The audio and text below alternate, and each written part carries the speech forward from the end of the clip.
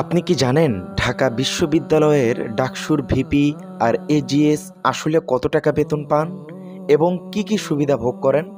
চলুন আজকের ভিডিওতে আমরা এই বিষয় সম্পর্কে বিস্তারিত জেনে নেব।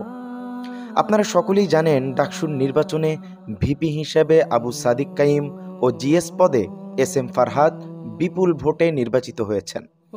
তারা মাসিক কোনো বেতন পান না, তবে ঢাবির সর্বোচ্চ নীতি নির্ধারণী সংস্থা সিনেটের সদস্য হতে পারেন। সেখানে শিক্ষার্থীদের দাবি দাবাগুলো তুলে ধরা, স্বার্থবিরোধী সিদ্ধান্তের বিরোধিতা করার সুযোগ পান। ভিপি ও জিএসের জন্য ডাকসুতে আলাদা রুম বরাদ্দ থাকে এবং বড় কর্মসূচিতে তারা বিশ্ববিদ্যালয়কে প্রতিনিধিত্ব করেন।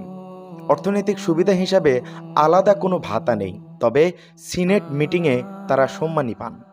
পাশাপাশি 1 বছরের কার্যক্রম পরিচালনার জন্য ভিপি ও জিএসকে 5 লক্ষ করে মোট 10 লক্ষ টাকা দেওয়া হয়।